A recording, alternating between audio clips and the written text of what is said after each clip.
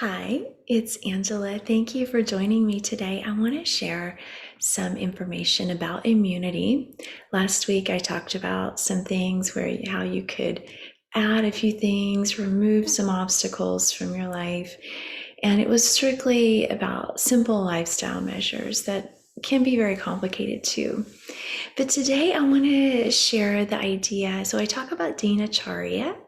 If you're familiar with that, in Sanskrit, it means to have a habit, a ritual every day. So stuff that you do every day. What is your Dinacharya practice? So it's generally health fostering activities.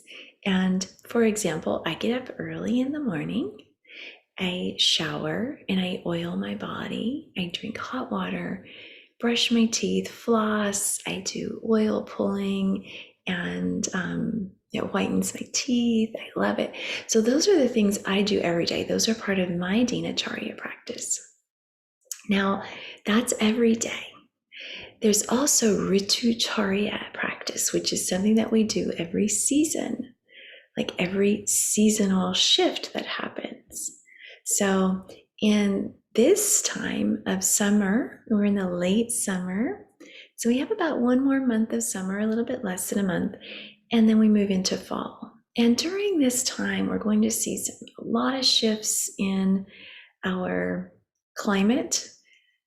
I live in California. If you're in the northern hemisphere, the shift will be from summer to fall. If you're in the southern hemisphere, it will be from winter to spring, right? So wherever you are, this shift and change will create flux in the body because our body is part of the environment. And we will see, I'm going to take summer and fall because that's where I'm living right now. A very heated end of summer. So we're going to have a lot of hot days that are countered with cool evenings. So the temperatures are shifting, even with climate change. This is kind of the traditional way that it's going to continue. We may have more sporadic, really hot days. We may have fire season that will start, which is always troubling. But there'll be a lot of parched days, a lot of hot days and cool nights. And that sort of exposure, temperature exposure to our body is it's a little uncomfortable for us. It's a lot of body regulation. So at this time, we want to be very gentle on our bodies.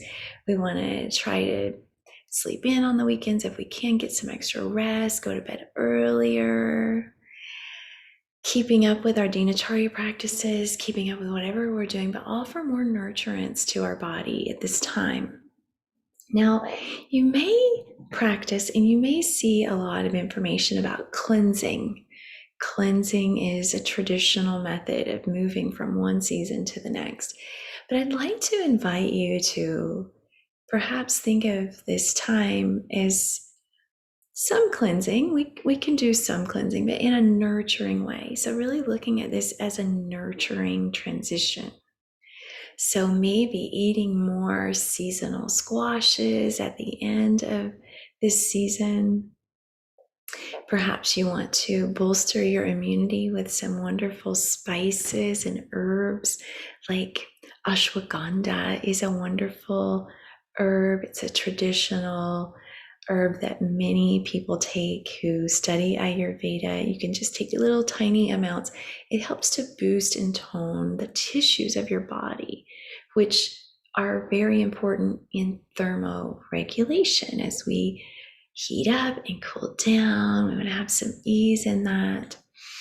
We may want to add some cooling spices like fennel, cardamom to our diets. We may want to add, depending upon what's going on with your body, even some warming spices in the evening to just begin that transition into fall. So you might want to add some cinnamon. You might want to begin adding some early fall gourds to your diet, like butternut squash. I cannot do that. It doesn't sit well for my body just yet. If it's warm, My body is looking for those summer squashes. They're really in full bounty right now. Those end of summer tomatoes, which are wonderful, eggplant, which is bitter and it really helps to enliven the digestive system. You want to add some tangy sour things like lime or lemon to your diet. Adding those to the plate can really get the enzymes flowing if you eat a little sour bite first in your eating routine. And adding these traditions, Ritucharya, this ritual of whatever it is that you do to get ready for the fall. What does it look like for you? This is a time for you to reflect and connect with your own senses. So I'm inviting you to think about creating your own seasonal ritual. Do you make a big pot of pomodoro sauce, like with all of those end of season tomatoes? Do you eat corn? Corn is so plentiful at this time of year. As we move into fall, it will begin to dry out and we'll hang it as decoration on our doorways. Thinking about that connection is really that mental connection to the change of season, the change of our environment. And bringing these thoughts and these ideas into our bodies helps us to transition smoothly with nurturance, with love that we're bringing into our life. So I invite you to think about this. If you have an interest in Ayurvedic herbs, if that's something that you want to know more about, I'd love to hear that in the comments below. I refrain from sharing this information because it does require a certain level of dosing.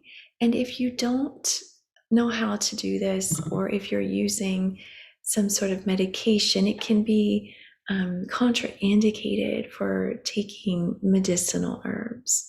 So just let me know if you want to know, and we can talk in Messenger about that, or we can schedule a call or something. But that's all. Thank you so much for watching, and enjoy this time of changing the seasons.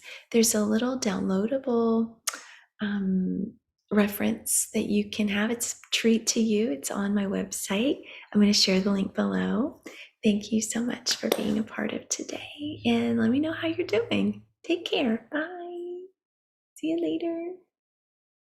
Let me see here.